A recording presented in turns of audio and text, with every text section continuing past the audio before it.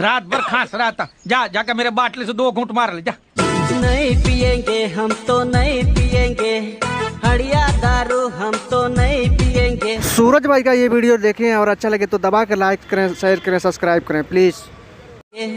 दारू पीने से खांसी चली जाएगी क्या? अरे दारू में मेरा बाप का गराज चला गया, पूरा प्रॉपर्टी चला गया, खुद मेरा बाप चला गया, तेरा खांसी क्या नहीं जाएगा रे?